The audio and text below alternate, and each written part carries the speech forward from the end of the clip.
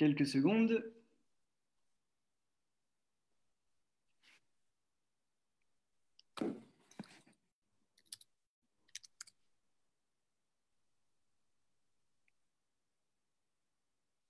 Ok, c'est parti, je pense qu'on est en direct. Oui, nous sommes en direct. Ok. Bonsoir à toutes, bonsoir à tous. Bienvenue dans pour cette discussion où on va partager un peu les actions qui vont être menées dans les semaines à venir pour que la loi climat soit plus ambitieuse et à la hauteur de l'urgence climatique. Donc en effet, pour rappel, le projet loi climat et résilience a été proposé en Conseil des ministres par le gouvernement mercredi dernier, il y a une semaine. Donc c'est le projet de loi qui est issu de la Convention citoyenne pour le climat. Et il est décrit par le gouvernement comme la dernière grande loi pour l'environnement du quinquennat. Mais pourtant, en l'état, ce texte ne permettra pas à la France de respecter ses engagements climatiques, selon les experts et selon les scientifiques qui l'ont étudié. Donc, du coup, on va en discuter pour voir comment est-ce qu'on pourrait redonner un peu remuscler cette loi avec toutes les personnes qui sont là ce soir. Donc, on a des super invités pour parler de tout ça et pour nous aider à passer à l'action. Donc, c'est super. En premier lieu, Jean Jouzel, qui devait être là, est désolé, mais il a un empêchement de dernière minute. Donc, du coup, il a tourné une petite vidéo qu'on mettra sur le site taxonlaspéculation.eu, dont on vous parlera tout à l'heure.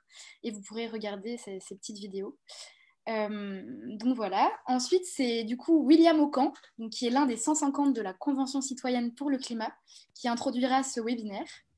On écoutera ensuite Camille Etienne, activiste pour le climat, puis Claire Lejeune de Résilience Commune, Lou Garcia, qui est coordinatrice de la stratégie plaidoyer de la coalition Jeunes, puis Arnaud Schwartz de France Nature Environnement, et enfin Pierre Larouturou, député européen et rapporteur général du budget. Enfin, n'hésitez pas, à la fin, on aura un temps pour un débat, pour répondre à toutes vos questions, si vous avez des suggestions, des questions pour passer à l'action ou pour une des personnes qui interviendra. Donc, n'hésitez pas à mettre vos questions en commentaire sur Facebook ou sur Twitter ou à taguer un des intervenants et du coup, on posera les questions à la fin. Donc voilà, je pense qu'on peut démarrer. William, déjà, merci beaucoup d'être présent ce soir. Est-ce que tu peux nous faire un petit résumé de ton expérience avec la Convention citoyenne pour le climat et de la démarche, et du coup nous donner ton opinion sur le projet de loi climat et l'opinion de D150 dont tu fais partie? Bien sûr. Alors déjà, bonsoir à toutes et tous, et puis merci pour cette invitation. C'est vrai que quand j'ai vu passer l'invitation via Pierre Larouturou, avec qui j'entretiens quelques messages de temps en temps, notamment au moment de sa grève de la faim, où j'ai beaucoup de respect pour ce qui s'était passé à ce moment-là. Et donc oui, je suis membre tiré au sort de la Convention citoyenne pour le climat. Un coup de fil reçu un petit samedi d'août me demandant de participer à une convention citoyenne, un truc que j'ai jamais fait avant, et qui avait suscité ma curiosité, et même au premier instant avait dit ah mais je sais pas ce que c'est, excusez-moi, mais rappelez-moi dans 3/4 d'heure. En fait, je pensais vraiment que c'était un truc, une arnaque. Et du coup, au fur et à mesure, en téléphonant un peu à droite à gauche, on me dit si, on en parle en ce moment, ils tirent au sort des gens pour ça. Et du coup, ils m'ont rappelé effectivement 3/4 d'heure plus tard et j'ai dit oui. Et j'ai dit oui. Et en octobre, après, la première session de la Convention citoyenne a commencé, puis 7 sessions se sont suivies. Principalement sur un vendredi, samedi, dimanche, presque une fois par mois, on va dire, où 150 personnes comme moi tirées au sort et à la fois aussi croisées avec une certaine représentativité des Français. L'idée est que moi, par exemple, je représente quelqu'un qui a fait des études, donc je suis architecte, qui a des enfants, qui habite en Loire-Atlantique et qui a une trentaine d'années, qui est un homme aussi. Donc il y a tous ces critères-là qui ont fait que j'avais une place parmi les 150 au moment où j'ai coché en fait toutes ces cases. Et donc ce sentiment-là de monter à Paris une fois par mois, retrouver des personnes que l'on ne connaît pas et avec qui vous auriez peut-être pas pu parler dans la rue comme ça de façon spontanée, mais qui sont devenus au fur et à mesure des amis et puis même des des frères et des sœurs d'armes sur le sujet du climat. Et cette première session en octobre qui nous dit, en rencontrant des éminents experts comme Valérie Masson-Delmotte ou Laurence Toubiana, qu'on avait à réduire notre empreinte carbone à la diviser par 6. Donc de passer de 12 tonnes de CO2 par an et par habitant à 2 tonnes. Et vous avez 30 ans pour le faire. Et donc ça, c'est le premier choc en se disant, mais comment on peut faire? Comment on peut réduire ça? Mais un choc qui, du coup, a emmené dans l'aventure. Ce qui fait que tout le monde est rentré à Paris un peu choqué d'apprendre ça sur le climat, que le climat allait changer. Ça, je le savais un petit peu au départ. Il y a des personnes à la Convention qui étaient climato-sceptiques, qui à la fin de la Convention, on est tous des porte-parole du climat, hein, parce qu'on a quand même compris, en voyant tous ces experts, qu'il fallait faire quelque chose. Et du coup, la vraie volonté de poursuivre l'aventure qui était au départ une curiosité, et puis qui est devenue véritablement une préoccupation et à la fin, maintenant, même un combat, puisqu'il faut quand même se battre pour ces mesures. J'y reviendrai un petit peu plus tard. Je ne sais pas combien j'ai de temps pour introduire le sujet. Je ne sais pas, j'espère que je ne vais pas tous vous endormir. T'inquiète, raconte un peu. Donc ça, 8 sessions, 5 commissions différentes avec une supplémentaire qu'on a appelée les squads, qui est un peu transversale, constitution, éducation et tout ça, mais 5 grandes thématiques qui sont sur, on va dire, les plus grands postes de rejet de gaz à effet de serre, donc se déplacer, se loger, consommer, produire, travailler et tout. Et donc moi, j'ai été tiré au sort dans se loger. Et avec 29 autres citoyens, parce qu'on était 30 dans cette commission, on a donc créé des mesures sur se loger, notamment de demander une obligation de rénovation globale des bâtiments, de raisonner un peu l'utilisation de l'énergie dans les lieux publics et aussi de mettre un frein à l'étalement urbain. Ça, c'était les principaux objectifs de se loger. On a remis 149 mesures à l'exécutif en juin dernier. Une semaine après, on était convoqué à l'Élysée pour avoir le président qui répond une semaine après à nos mesures et qui s'engage à faire 146 mesures sur les 149 en posant 3 jokers. Je rappelle que l'expérience au départ devait être sans filtre, c'est-à-dire que tout ce qu'on propose, ça devait se retrouver un jour soit dans une loi, soit dans une ambition gouvernementale. Mais bon, il s'était quand même autorisé 3 jokers, à savoir les 4% sur la dividende, les 110 km/h et la modification du préambule de la Constitution. Donc ça, il nous l'a mis de côté. Pour le reste, on est parti de l'Élysée avec, je dis oui, à 146 propositions. Et depuis ce moment-là, donc il y a William très, très heureux et très fier d'avoir rendu ce rapport. Et puis maintenant, il y a William un petit peu inquiet et maintenant même un petit peu mécontent, on va dire, sur ce qui s'est rendu. L'inquiétude étant montée du fait que l'expérience traîne en longueur. Nous, on était censé faire cette convention citoyenne, la rendre en mars. On rendait en juin. Il y a eu l'été qui s'est passé, puis après, le projet de loi a dû être écrit en ministère. On a eu quelques auditions, mais on n'avait pas l'impression que ça avait une réelle importance. Et du coup, on en arrive à ce point aujourd'hui où une loi est transmise au Parlement et avec la douloureuse impression que les mesures ont certes, on va dire, et ça j'y reviendrai plus tard quand on débattra sur ça, on a le squelette des mesures, c'est-à-dire que toutes les mesures sont là, mais leur impact est fortement amoindri ou alors leur ambition est reportée à plus tard. Ce qui fait qu'en fait, vous avez en face de vous un projet de loi qui n'a pas vraiment l'ambition de départ et qui n'atteindra pas, pour ainsi dire, l'objectif, qui est de réduire de 40% dans 10 ans nos émissions de GES. Et en ayant un petit peu la conscience que même le ministère avait fait une étude d'impact sur ce projet de loi et s'en rend compte qu'on n'atteindrait l'objectif qu'à 3/4, selon ses dires. Et donc, 3/4, ça fait qu'en 2030, on aurait baissé de 25% les GES, alors qu'on devrait se retrouver à 55% d'ambition européenne et qu'au départ, nous, on devait se retrouver à 40%. Donc, Donc voilà, on en est là. On a des petites victoires sur beaucoup de points, hein, des choses, des avancées sur les domaines du quotidien, mais sur l'impact, on n'y est pas. Et le compte n'y est pas. Et vraiment, entre cette expérience qui devait être sans filtre et le fait de venir chercher les citoyens pour leur demander leur avis et le transmettre, et là, maintenant, de finalement de jouer un peu sur les mots en disant oui, on a vos trucs, mais disons qu'on joue sur les curseurs et on amoindrit les mesures de manière à ce qu'elles soient inefficaces. Donc, Okay. tout en sachant aussi que l'ambition, il faut qu'elle soit au rendez-vous et qu'en réserve, j'ai posé la question plusieurs fois au ministre, est-ce que vous avez d'autres choses en réserve que nos mesures pour atteindre ces 55%? On n'a pas de réponse. Voilà l'histoire. Merci beaucoup pour ce petit aperçu, William. Du coup, on reviendra après sur certaines mesures dont tu pourras nous parler.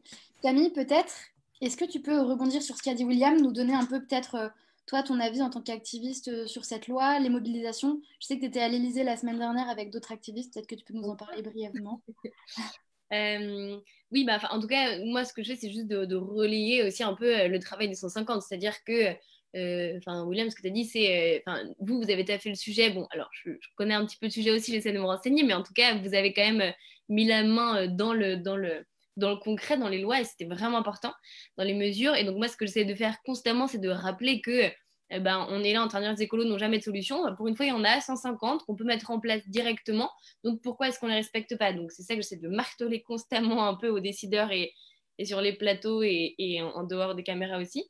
Mais là où c'est intéressant, c'est que donc, pour ceux qui regardent ce live peut-être ont envie de savoir comment est-ce qu'on va s'engager. J'imagine que c'est des gens qui sont déjà plutôt au courant.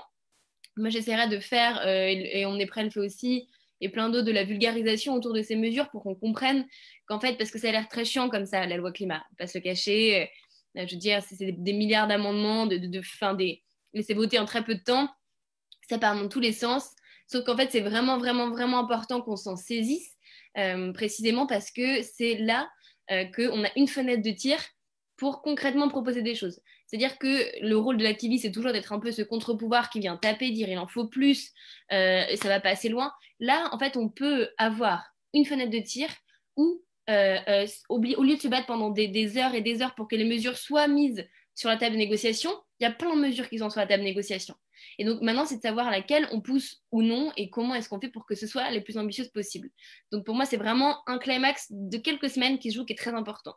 Ce que je peux vous dire pour ce qui est prévu, en tout cas, donc ce qui est prévu, c'est que mercredi dernier, on avait fait une petite mobilisation simplement pour rappeler au Conseil des ministres avant que cette loi arrive à l'Assemblée nationale. Donc en gros, le gouvernement propose un peu cette loi-là, et après l'Assemblée nationale, les députés font un peu leur cuisine en disant ils proposent des amendements de la loi. Donc ils disent ok, moi celle-là, je pense qu'on pourrait rajouter cette petite clause-là, ou on pourrait plutôt le voir comme ça ou comme ci.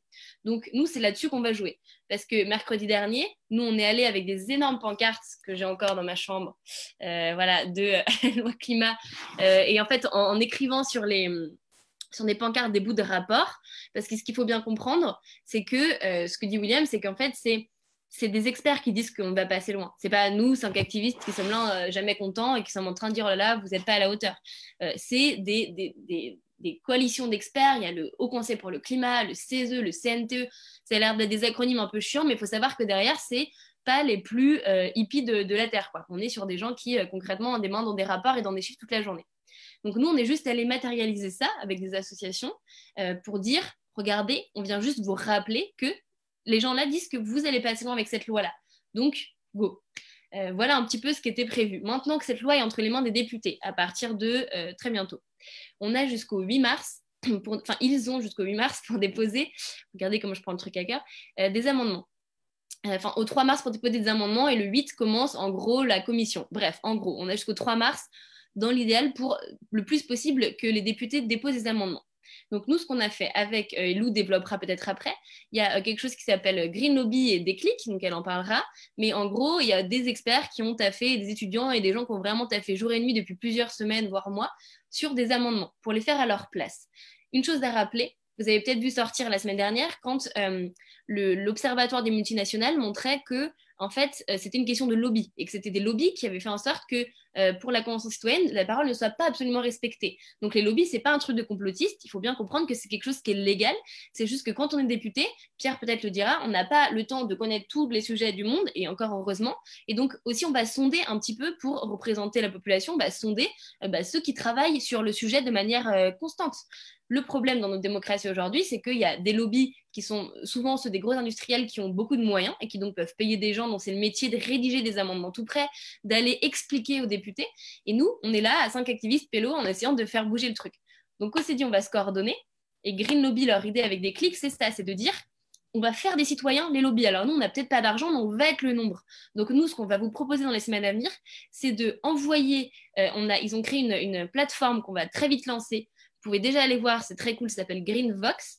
Et en fait, on va essayer de justement faire en sorte qu'il y ait plein de gens. Vous aurez juste des petites cases à cocher et à renseigner d'où est-ce que vous venez pour en fait que ça envoie à votre député directement un message qui dit « Regardez, il y a tant de personnes de votre circonscription qui soutient ces mesures-là, ces amendements-là. Donc nous, on vous les propose, ils sont tout prêts. Vous avez juste à les regarder, comme pourrait le faire un industriel, un Coca, un géant du plastique. Nous, on va le faire, mais sur l'écologie, pour qu'on respecte, qu'on reste au plus près possible des travaux des 150 et de la Convention citoyenne. Pas parce que ça nous fait plaisir d'être gentil avec eux, mais parce que c'est vraiment important, parce que concrètement, en fait, et je finirai là-dessus, là, le gouvernement a peur et amoindrit des mesures qui sont, vous pouvez aller voir le RAC, le réseau Action Climat, fait un tableau où il montre à quel point ça amoindrit. Je vais me taire parce que d'autres en parleront, je pense. Ont peur de faire une réduction, donc on parle de 40%, d'au moins 40% de réduction d'ici 2030. Il a signé, donc la France a signé au niveau européen, un engagement de réduction de 55%. Donc en fait, comment est-ce qu'on va faire si au niveau national, 40% nous fait déjà peur alors qu'on est censé s'inscrire dans un cadre de réduction de 55%? Vous voyez bien qu'il y a un problème. Donc voilà un petit peu ce qui est prévu ces jours à venir, ces semaines à venir. Et donc on va vraiment avoir besoin de plein de gens, de mobilisation assez intense. Et j'espère que Lou pourra vous en parler plus largement. Merci beaucoup Camille. Justement, Lou, peut-être que tu peux prendre la parole puisque tu es cofondatrice de l'association Déclic et du coup tu coordonnes la stratégie de plaidoyer de la coalition Jeunes.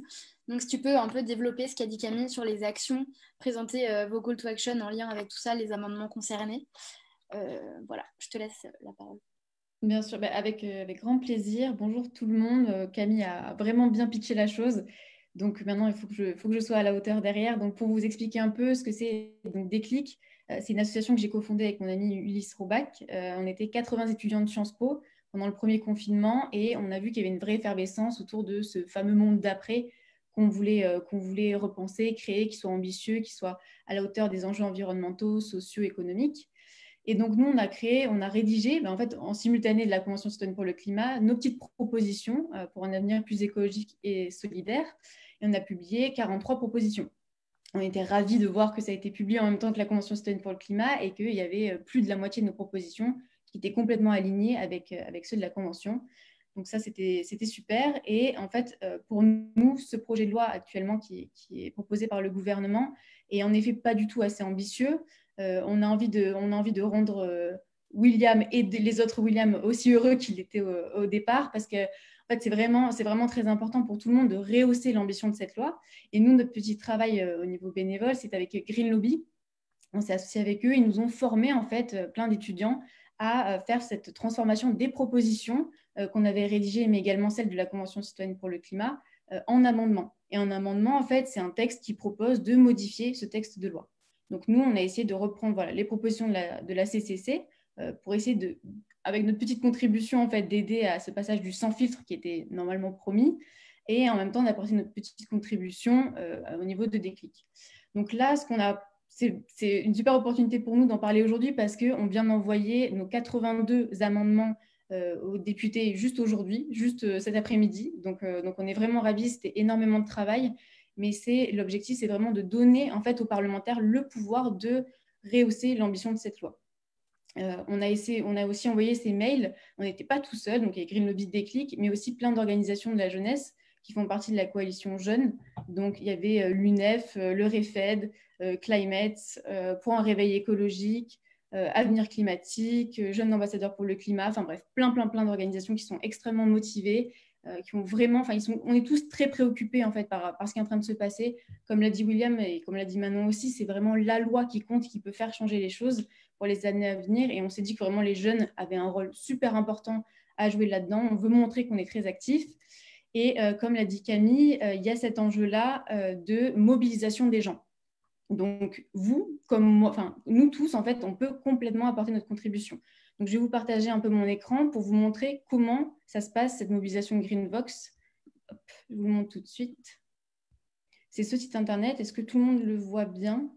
J'espère que c'est visible pour tout le monde. En fait, c'est ce site qui a été créé en fait, pour récolter des signatures de tout un chacun, en fait, des citoyens ou des représentants d'institutions, que ce soit des associations, des entreprises, des administrations. Vous avez ici les 10 thèmes qui comptent en fait pour nous, mais pas seulement pour nous, ce n'est pas nous qui avons décidé ce qui était important, mais on essaie de voir avec les préoccupations des citoyens pour voir ce qui était vraiment important. Donc la pollution plastique, une alimentation saine et durable pour tous, les commerces de proximité, l'industrie du futur, les passoires énergétiques, les citoyens au cœur des décisions, etc. Donc là, vous avez les 10 qui sont présentés et c'est extrêmement simple. En fait, on vous présente dans les différents courriers les grandes ambitions qu'on porte, grandes ambitions qui sont finalement celles de la Convention citoyenne pour le climat. Et en fait, ici, c'est tout simple. Vous mettez votre nom, prénom, email, code postal. Et en fait, directement, ça va être envoyé avec vos députés pour dire que vous soutenez ces sujets-là, que vous êtes préoccupés par ces sujets-là et que vous avez envie qu'ils aillent au niveau de l'Assemblée nationale ou du Sénat et rehausser l'ambition de cette loi. Donc, tout le monde peut y participer. On a vraiment, c'est vraiment fait pour tout le monde. Donc, on vous attend nombreuses et nombreux sur ce superbe site pour interpeller en fait, vos députés et montrer que ce n'est pas une petite préoccupation d'une certaine partie de la population, mais qu'on est énormément en fait, à attendre pour que ces objectifs et ces ambitions soient finalement atteintes parce qu'il en ressort de notre futur à toutes et à tous, même si les jeunes s'en sont préoccupés, c'est vraiment tous les citoyens français et françaises qui sont concernés. Après, pour finir là-dessus, c'était vraiment l'idée de dire si vous êtes vraiment, vraiment extrêmement motivé pour vous mobiliser au niveau très local, on organise une mobilisation au niveau des circonscriptions. Il y a des mobilisateurs qui sont engagés, qui vont être mis en place, des groupes locaux pour interpeller les députés dans la circonscription et vraiment aller taper à la porte de votre député et leur présenter les amendements qu'on aura écrits, qu'on aura élaborés. Et ça, on vous mettra le lien directement normalement dans les commentaires pour que vous puissiez, si vous êtes extrêmement motivé, nous rejoindre dans cette mobilisation. Et je laisse la parole à Manon. Merci beaucoup Lou pour cette présentation et bravo pour tout le travail que vous faites avec Déclic, avec toutes ces associations qui font la coalition jeune. Du coup, Claire, le jeune qui représente Résilience Commune, est-ce que tu peux nous parler un peu du coup de cette demi-loi climat et faire le lien avec le contexte politique plus en général, voilà, sur les procédures démocratiques, etc. Oui, bonsoir et merci pour l'invitation. C'est un plaisir d'être là avec vous et merci pour tout le travail que vous faites là sur la loi climat. C'est vraiment assez extraordinaire. Et ce que je vais dire là, c'est peut-être moins directement mobilisateur, mais en fait, il me paraissait important qu'on replace nos discussions de ce soir dans le contexte global assez particulier qui est le nôtre. C'est-à-dire qu'on a une crise sanitaire, mais en fait, qui se traduit aussi par un recul très important de nos libertés. Et ça, on le voit dans les autres lois qui sont examinées en ce moment. Ça va se traduire également par une crise sociale majeure, en fait. Et de mon point de vue, le processus par lequel on aboutit à cette demi-loi climat, qui est quasi plus une demi-loi climat, qui est moins que ça même, il est assez emblématique de l'incapacité de ce gouvernement à relier les sujets en fait, et à comprendre qu'en fait, on ne pourra pas avoir de politique climatique à la hauteur des enjeux si on n'a pas une démocratie fonctionnelle où il y a de la confiance et si on n'a pas une écologie qui est profondément sociale, qui prend profondément en compte la nécessité de résorber les fractures sociales. Donc déjà, pour replacer le processus, la Convention citoyenne pour le climat, elle a quand même été déclenchée suite à la crise des Gilets jaunes, qui est déjà une crise qu'on pourrait qualifier d'éco-sociale, parce que quand on ne peut pas faire le plein pour aller bosser et qu'on n'a pas d'alternative à la voiture, ça s'appelle de la précarité énergétique quelque part. Donc déjà, il y avait ce contexte de crise sociale et ensuite, c'était une forme de réponse également à une crise démocratique. Et je pense que ça a suscité énormément d'espoir, cette Convention citoyenne pour le climat, notamment parce que ça a fait qu'on a pu parler de ces sujets-là publiquement, alors que, en fait, pour la plupart des gens, c'était des sujets qui étaient perçus comme un sujet parmi d'autres et qui n'étaient pas perçus comme réellement prioritaires. Donc, ça a permis de vraiment mettre la lumière à la fois sur l'urgence et puis sur le caractère, je veux dire, quelque part non idéologique des mesures que nous préconisons tous. C'est-à-dire que pour les militants qui, depuis des décennies, en fait, prêchent dans les airs et portent des mesures, portent des idées politiques, en fait, ce que la Convention a permis de montrer, c'est que c'est juste quand on a ce processus où des citoyens sont mis dans une pièce régulièrement avec les experts du climat, c'est ça qui en ressort, en fait. Donc, ça a réellement eu une grande importance. Et ce qu'on a vu depuis, William, tu disais tout à l'heure, quand je les ai eu au téléphone, je me disais que c'était une arnaque. Ben, finalement, ça l'était peut-être un peu parce que le processus qu'on a vu là, c'est déjà le fait qu'on en retienne une partie. Et ils ont bien sélectionné parmi les mesures qui étaient potentiellement les moins problématiques pour les intérêts des industriels et des lobbies. Et même ces mesures-là, on voit dans la texture de la loi, quand on entre dans l'analyse juridique de la loi, elles sont effectivement détricotées de l'intérieur parce qu'on reporte à des dates ultérieures, parce qu'il y a un langage juridique qui est non contraignant et du coup, ça veut dire qu'en fait, on compte sur la bonne volonté des acteurs pour réaliser les choses. Et je pense qu'il faut aussi prendre en compte le fait qu'aujourd'hui, on a notamment dans la loi confortant les principes républicains des mesures qui vont viser les libertés associatives et qui pourront avoir un impact sur notre possibilité de militer sur la question de l'écologie et du climat. C'est-à-dire qu'une association comme Greenpeace, qui fonctionne par la désobéissance civile, qui s'appuie là-dessus, demain, l'agrément qu'elle pourra avoir ou non sera déterminé par la signature d'une charte républicaine. Enfin, tout ça, ça crée un contexte en fait d'enserrement des libertés et de dégradation de la démocratie. Et en fait, c'est pas extrêmement positif hein, comme bilan, mais je veux dire, notre lutte aujourd'hui, elle s'inscrit là-dedans. Et donc, ça va être extrêmement important de batailler tant qu'on le peut là jusqu'au 3 mars pour arracher ce qu'on peut.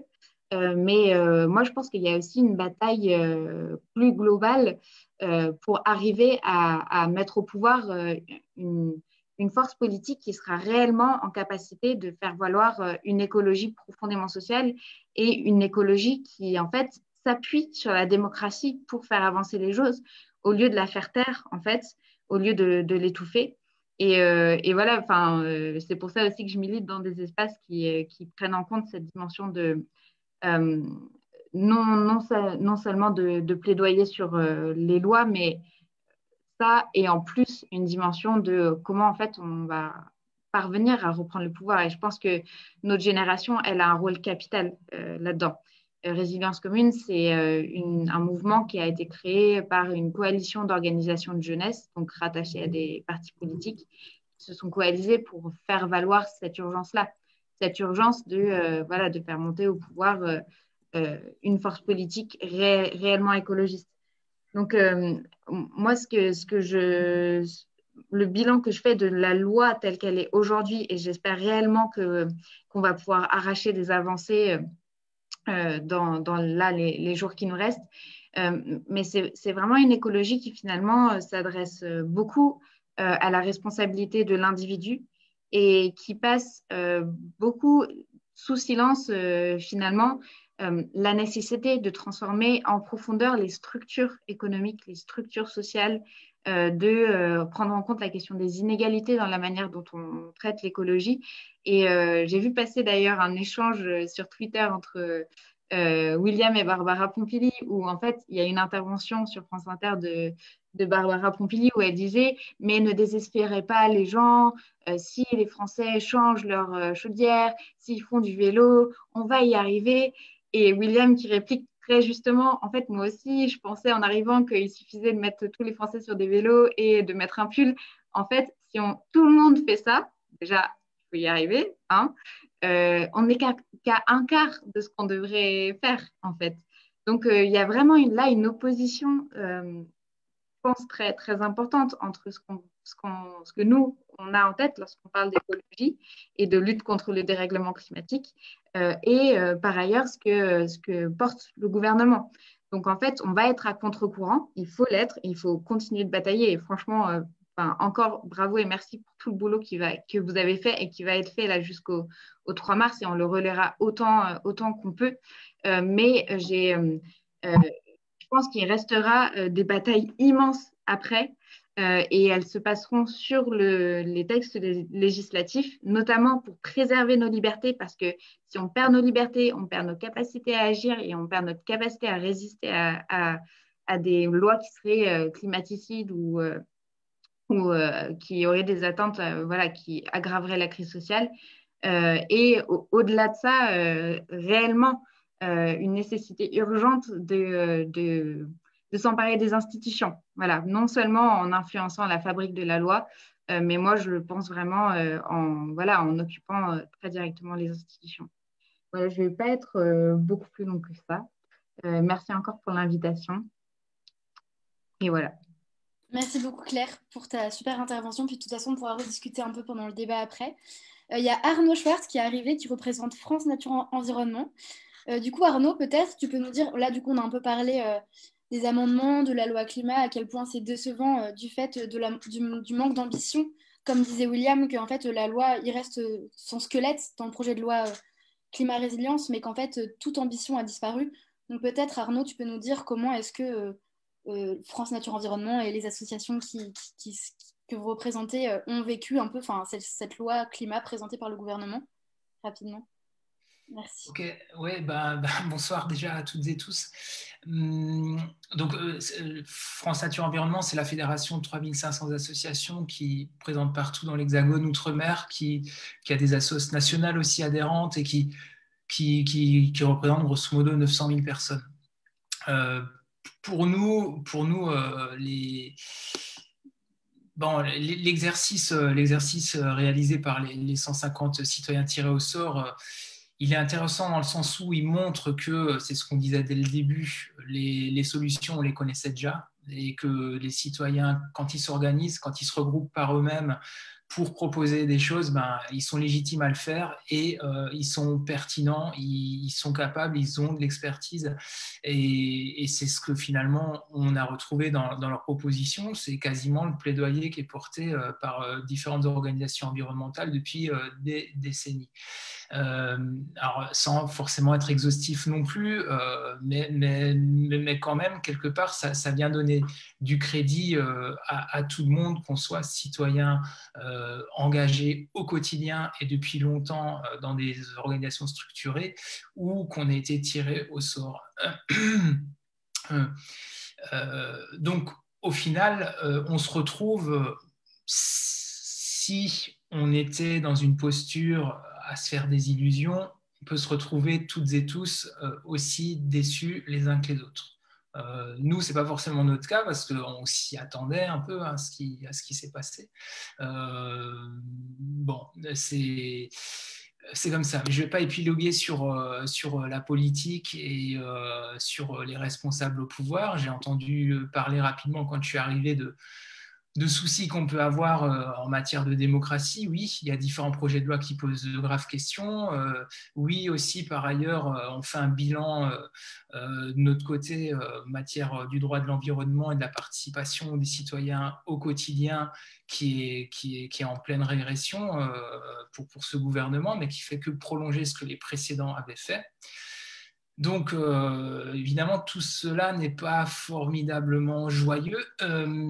Toujours est-il qu'on ne s'arrête pas en si bon chemin, parce que sinon, on ne ferait plus rien depuis bien longtemps. Donc, ça fait plus d'un demi-siècle qu'on s'organise pour construire du droit, pour protéger la nature et l'environnement, pour gagner petit à petit à tous les niveaux qu'on peut sur le terrain, protéger des espaces, mais aussi à travers le droit, comme je l'ai dit, jusqu'à l'échelle internationale. Et là, sur ce projet de loi, on a besoin de mobiliser les parlementaires de la majorité. Parce que si ce n'est pas eux qui portent les amendements qui nous intéressent, ils ne passeront pas. Donc, en gros, c'est à eux qu'il va falloir aller parler, c'est à eux qu'il va falloir écrire, il va falloir interpeller, qu'il va falloir convaincre probablement aussi de muscler sacrément le projet, essayer de gagner un maximum de pourcentage de réduction d'émissions de gaz à effet de serre. Parce qu'on n'y est pas du tout là.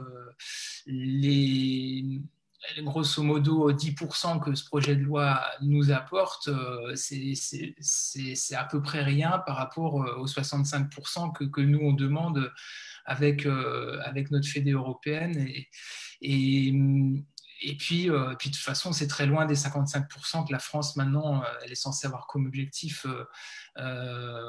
Donc les 40%, ils sont obsolètes depuis longtemps. Et ce projet de loi, il ne nous explique pas comment on y arrive. Même le cabinet privé que le gouvernement a sollicité pour chiffrer les choses, finalement, il est relativement transparent. Si on considère qu'il a bien fait son travail, il explique qu'il n'y a que à peu près 25% qui est atteignable avec certitude. Tout le reste de ce qui est dans le paquet est très, très incertain. Il faudra des moyens très fort et une efficacité de mise en œuvre exceptionnelle. Donc, autant dire qu'il n'y a pas beaucoup de chances que ça fonctionne. C'est-à-dire qu'il faut vraiment qu'on aille mettre la pression aux députés de la majorité dans les prochains temps.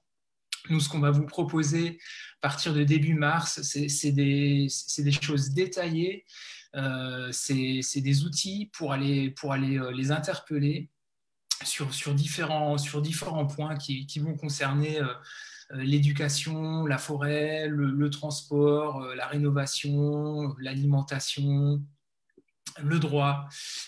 Bref, ça vient dans quelques semaines. On vous tiendra au courant.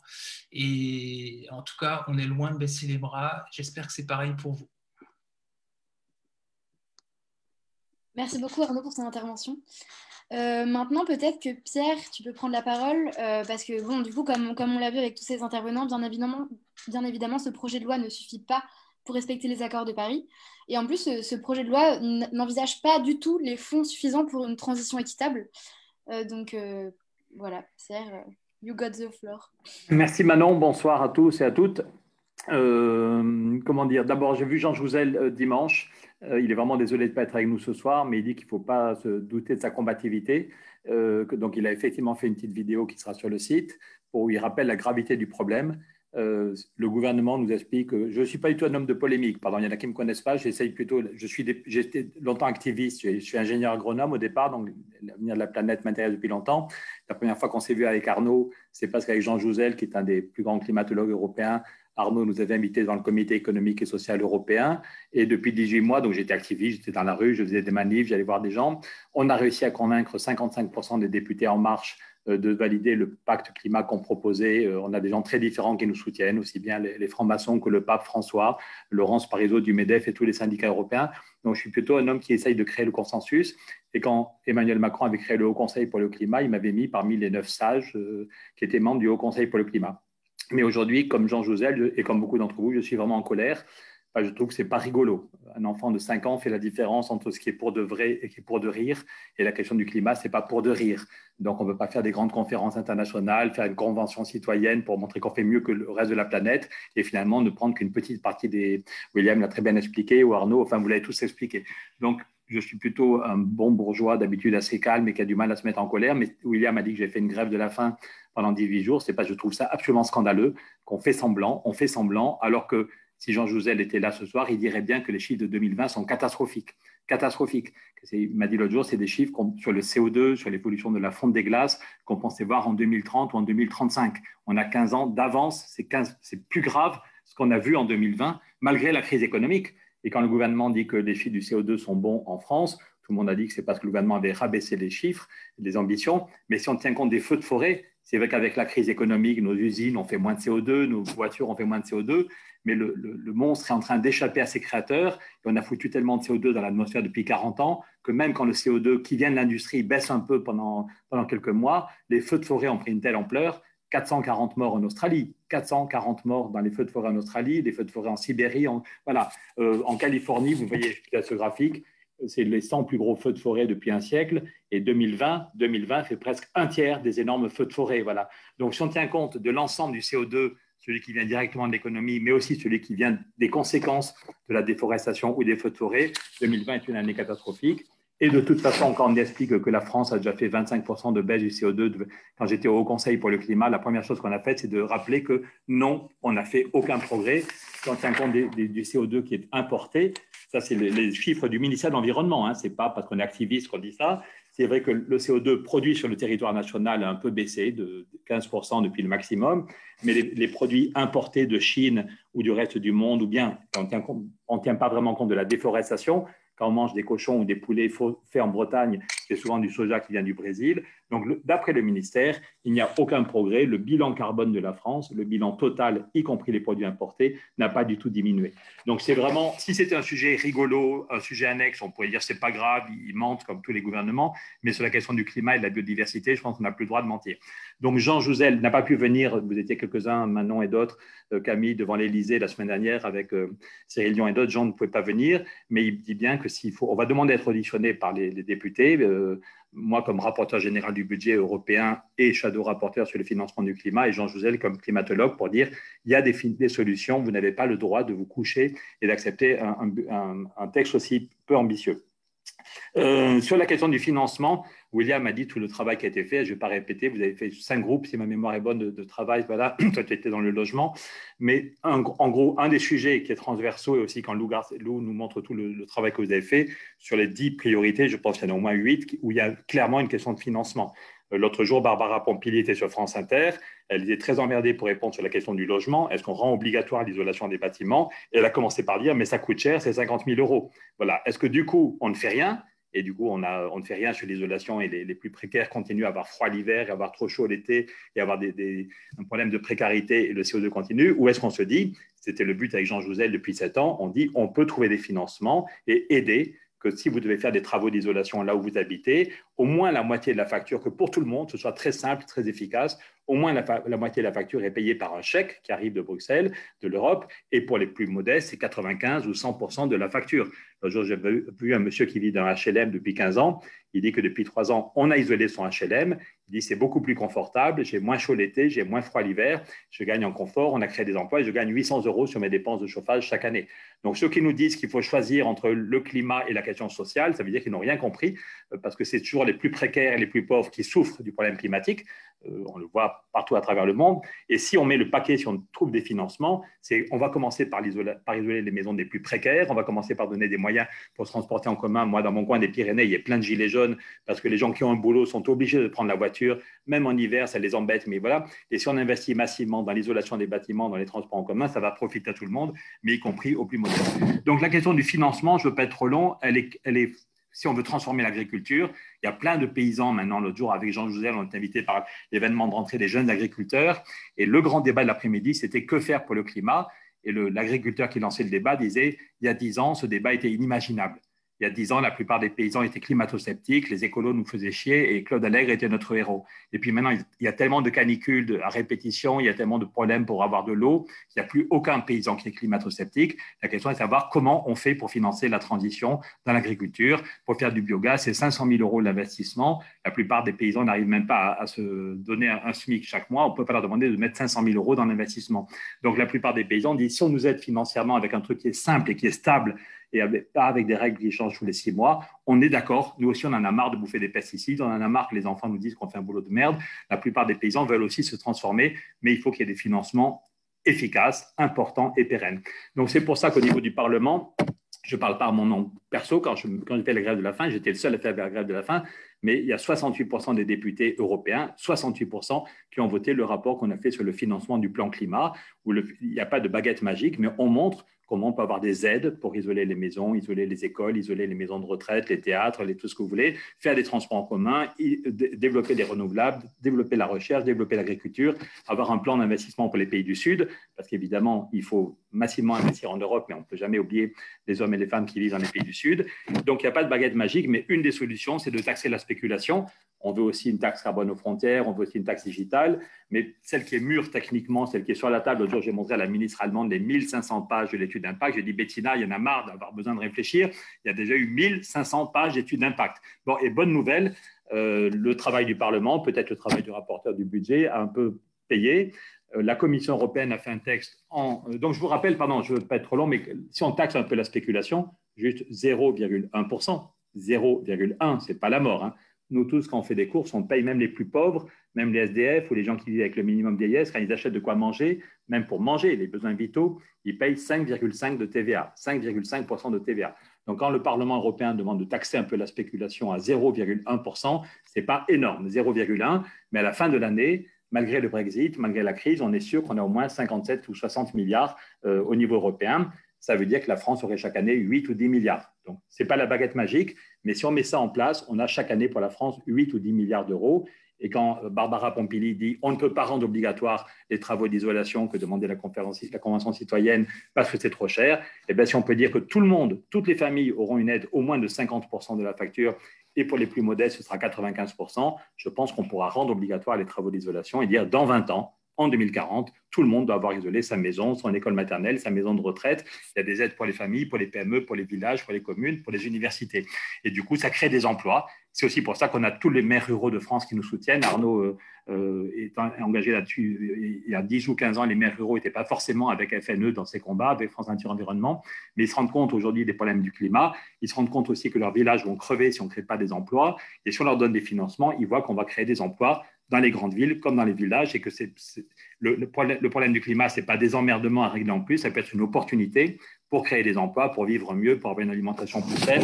Vous connaissez tous l'argumentaire. Donc, la question du financement est clé. Donc, nous, on va demander d'être auditionnés. On va aussi déposer des amendements. Donc, il faut qu'on voit juste, il y a déjà, quand j'entends Lou, je suis très heureux de faire enfin ta connaissance depuis le temps qu'il y a des copains communs qui nous… Voilà. Il faut qu'on voit quand même comment on peut se coordonner. Arnaud dit aussi qu'ils vont sortir. Évidemment, chacun est légitime, mais c'est bien peut-être si on n'a que quelques semaines. Le gouvernement va tout faire pour essayer de passer en force. Avec le virus, c'est compliqué d'avoir un débat public. Donc, tous les sujets sont importants, mais c'est peut-être bien si on arrive à se parler. Déjà ce soir, c'est super. Dans les prochains jours, les prochaines semaines, comment on se coordonne pour avoir quelques victoires. Et je pense que la question du financement n'est pas la seule, évidemment. Ce n'est pas la seule question importante, mais que c'est une question transversale sur la plupart des chantiers. Voilà, donc il y a aussi un site Internet. Lou a montré un super site. Le nôtre est un peu moins bien, je dois avouer. Je sais pas, je vais faire un partage. En fait, c'est Timothée qui va m'aider pour faire le partage. Timo qui est encore à Bruxelles. Voilà, donc c'était pour dire qu'on peut taxer la spéculation, que oui, c'est possible, que 68% des députés, on n'est pas des farfelus, 68% des députés européens sont d'accord. En gros, il n'y a que le Front National qui a voté contre. On a déjà eu plus d'1 million de signatures. En fait, c'est grâce à Havas, hein, ce n'est pas juste nous avec nos petits bras. Et maintenant, donc, on vous propose des modes d'action. Si vous avez 1 minute, comment vous pouvez agir. Si vous avez un peu… Donc, je ne sais pas, Timo, si tu peux montrer comment afficher votre soutien sur Facebook. Ça, c'est très facile. Si vous avez 20 minutes, on peut imprimer des affiches, les mettre dans ses universités, sur son lieu de travail, et puis interpeller les élus. Donc, jusqu'à maintenant, c'est interpeller les élus locaux. Voilà, ça, c'est sur Facebook. Ça, c'est des petites affiches qu'une infirmière peut mettre à l'hôpital. On nous dit qu'il n'y a pas d'argent pour la santé, mais si, il y a de l'argent si on taxe la spéculation, puisque, en gros, on voudrait que l'essentiel de l'argent aille sur le climat, mais on montre aussi qu'il y aurait une partie de l'argent qui irait dans le système de santé et pour financer le plan de relance. Et puis, donc, on avait jusqu'à maintenant interpellé les élus locaux, mais maintenant qu'on va arriver à finaliser des amendements, il y aura un système, c'est là qu'il faut qu'on voit comment on se coordonne un peu avec d'autres, pour interpeller les députés. Voilà. J'espère que je n'ai pas été trop long, mais je pense que beaucoup de députés sont mal à l'aise, hein, que beaucoup de députés ont compris la gravité des problèmes climatiques, et y compris Barbara Pompili, d'autres jours sur France Inter, disait quand même que sur la question du logement, il y a des domaines, je pense, où ils ne voudront pas avancer, où ils ne voudront pas lâcher, mais je crois qu'ils ont compris quand même que sur les questions d'isolation des bâtiments, ils sont quand même très, très, très mal. Il y a plein de lobbies très forts qui vont nous bloquer, mais y compris créer des emplois dans le secteur du bâtiment, sortir de notre dépendance au pétrole, on a quand même des super arguments. Voilà. Donc, je pense qu'encore une fois, il ne s'agit pas d'avoir juste 3 ou 4 prix. Voilà. Tout ce qu'on fait est légitime dans tous nos réseaux, mais si on dit souvent que pour faire péter le plafond de verre, quand on parle du fait que les femmes ont du mal à progresser ou les blacks ont du mal à progresser, qu'il y a un plafond de verre monstrueux, si on veut faire péter le plafond, il faut donner un coup fort et essayer de tous converger pour faire péter au même endroit. Et je pense que les questions de financement avec une taxe sur la spéculation. C'est quand même 80% des gens qui sont favorables en France à la taxe sur la spéculation. Je ne l'ai pas dit parce que je vais être court, mais du coup, je ne suis peut-être pas clair. Grâce à ce qu'a fait le Parlement, peut-être ma grève de la faim a un peu aidé, la Commission européenne, en décembre, a dit il n'y a pas besoin de l'unanimité. Avec quelques pays, on peut relancer la négociation sur la taxe des transactions financières. Et aujourd'hui, je n'avais pas le droit d'en parler trop jusqu'à maintenant, mais on a des contacts avec l'équipe des Portugais. Vous savez, tous les 6 mois, il y a un nouveau pays qui dirige l'Europe, qui préside l'Europe. C'était Angela Merkel jusqu'au 31 décembre. Et depuis le 1er janvier, c'est Antonio Costa, le Premier ministre portugais, avec qui on s'entend bien, qui a la volonté d'arriver à un accord. Jusqu'à maintenant, on n'avait pas le droit d'en parler trop, mais aujourd'hui, il y a eu des fuites organisées par des Portugais pour dire qu'il y avait bien une réunion le 24 février pour commencer à préparer un accord sur la taxe sur la spéculation sans unanimité. Ils disent bien qu'on ira avec quelques pays, en commençant par une taxe qui est plus ambitieuse que le modèle français, mais qui n'est pas encore de la grande taxe. Et je ne peux pas tout raconter, mais ils nous disent que si on fait du bruit en mars, en avril et en mai, ça leur va très bien, parce que c'est en mai qu'ils veulent un accord avec les ministres des Finances. Voilà. Donc, encore une fois, ceux qui disent c'est foutu parce qu'on n'y arrivera pas, il faut l'unanimité, ça c'est faux. Au niveau européen, il y a plein de choses qui sont compliquées, mais par exemple, pour l'espace Schengen, le fait de se promener d'un pays à l'autre sans avoir des frontières, on a commencé avec 5 pays au début, puis on était 8 et maintenant on est 26. Pour la monnaie unique, je ne crois pas qu'on ait attendu l'unanimité. Et là, si on veut taxer la spéculation, la Commission européenne dit clairement qu'on n'a pas besoin de l'unanimité. Et aujourd'hui, la présidence portugaise a fait savoir qu'elle voulait un accord avec les pays qui seront d'accord d'ici le mois de mai. Et dernier point, la France est un des pays qui bloque. Vous avez peut-être vu dans Mediapart, j'avais fait fuiter en novembre la lettre du ministre autrichien des Finances qui dit l'Autriche veut relancer la négociation sur une taxe sur les transactions financières. Le modèle français fait que 99% des volumes ne seraient pas taxés. Et l'Autriche dit, si c'est la vision française qui l'emporte, l'Autriche se retire de la salle des négociations. Donc clairement, la plupart d'entre nous ce soir, on est français. Clairement, je ne peux pas tout raconter des négociations, mais il y a 3 pays dans lesquels il faut faire du bruit, c'est la France, la Belgique et puis un 3e. Et ça tombe bien, Adélaïde n'est pas avec nous aujourd'hui, mais encore hier, on était avec des syndicats belges. Je pense qu'on a la masse critique pour pousser en France. Beaucoup de députés peuvent être d'accord avec nos idées, et en Belgique. Voilà, désolé si j'étais un peu trop long. Merci Pierre pour ce récap au point de vue européen, financement, taxe sur la spéculation. Donc, je ne sais pas si un des intervenants souhaite ajouter quelque chose par rapport à ce qu'on dit tout le monde, ou si je passe direct aux questions. Si quelqu'un veut intervenir, vous pouvez parler. Et sinon, je vais vous poser les questions. Moi, j'avais une question, en fait. Je ne sais pas si plus de monde est au courant, mais j'ai entendu qu'en fait, le temps parlementaire basculait en temps législatif programmé. Donc, ça veut dire qu'en fait, on va avoir moins de temps pour faire pression, ou que les parlementaires vont avoir moins de temps pour discuter du projet de loi? Je peux répondre si vous m'entendez. Je finis un truc, je pars en fait, je suis en train de partir, donc c'est pour ça que je vais faire la caméra. Je me ma valise en même temps, mais je vous écoute assidûment. En fait, ce qui s'est passé, c'est qu'ils ont fait passer en temps réglementaire, temps réglementaire, parce qu'en fait, le problème, c'est que vu que c'est une loi avec plein de... Enfin, ça peut vraiment partir dans tous les sens, il y a un millier d'amendements, parce que ça concerne tout, l'intégralité de la société. Et du coup, en fait, c'est pour ça que c'est hyper important que nous, on fasse pression maintenant pour que ce soit les amendements qui passent en commission. Parce que les amendements qui passent en commission, ils ont un peu plus de chances d'être discutés que si on pousse les amendements après avec une fois que c'est en séance plénière, où du coup, finalement, on sait très bien, et surtout qu'en plus, c'est prévu par une partie des gens de la majorité d'occuper le débat, de relancer le débat public avec des questions qui n'ont à peu près rien à voir avec la loi, mais qui s'y approchent de près ou de loin pour prendre du temps justement de débat, et qu'en fait, du coup, on n'est que des... Donc en fait, ce qui est très compliqué, c'est ça. C'est-à-dire qu'on sait que ça part dans tous les sens, qu'il va y avoir un temps extrêmement limité dans chaque groupe. Donc il faut que nos amendements soient hyper prêts. Et ça, là, pour le coup, Déclic et Green Lobby sont vraiment impliqués pour faire des trucs qui sont canons. Donc normalement, il n'y a pas trop de soucis sur le fait que... Mais c'est en effet un truc qui fait d'autant plus qu'il faut qu'on soit hyper efficace, quoi. Et intransigeant, parce que ça va pas être débattu beaucoup. Et l'espace public sera saturé, parce qu'on parle de tout. De logement, de voitures, de végétarianisme dans les écoles, et en même temps, je veux dire, ça part dans tous les sens. Donc, c'est pour ça que c'est important. Oui, le délai était très raccourci. C'était ma grande surprise hier de voir ça vraiment en mode, sachant que nous, on a une session 8, donc de réponse à la réponse, on va, nous, citoyens de la membre convention, s'organiser pour dire ce qu'on pense de ce projet de loi de façon unanime en une fois. Et en fait, la fin des amendements a eu lieu la veille de cette réunion, ce qui est quand même assez incroyable, sachant qu'il y a beaucoup de choses à observer de ce week-end-là, que moi, je représente un point de vue sur les 150, même si on est tous assez d'accord que le projet manque d'ambition. Donc oui, oui, pour rejoindre un peu ce que dit Camille, c'est vrai que comme ça est dans beaucoup de domaines, en fait, quand j'ai vu que la loi allait manquer d'ambition, je me suis dit, les parlementaires, allez, ils vont y aller, ils vont aller au front, ils vont peut-être même revenir en prenant les mesures telles quelles et les remettre dans la course. Et en fait, si on ne leur donne pas le temps, c'est le projet tel qu'il est aujourd'hui qui risque de passer. Et ça, ce n'est pas acceptable. C'est pas acceptable. Oui. Non, et si je peux me permettre de faire suite à ce que dit William et Camille également, c'est que, bon, bien sûr, il y a tous les amendements qui ont été faits par Déclic, Green Lobby, mais on n'est absolument pas les seuls. Si j'ai bien compris, Arnaud aussi, FNE, vous en avez fait. Enfin, il y a plein d'acteurs qui sont super engagés, qui ont donné énormément de temps et d'énergie et qui sont là, en fait, pour aider les parlementaires qui n'ont plus ce temps-là, en fait. On a tout est prêt. Ça va être directement mis dans les mains des parlementaires pour qu'ils puissent défendre des choses qui soient vraiment à la hauteur.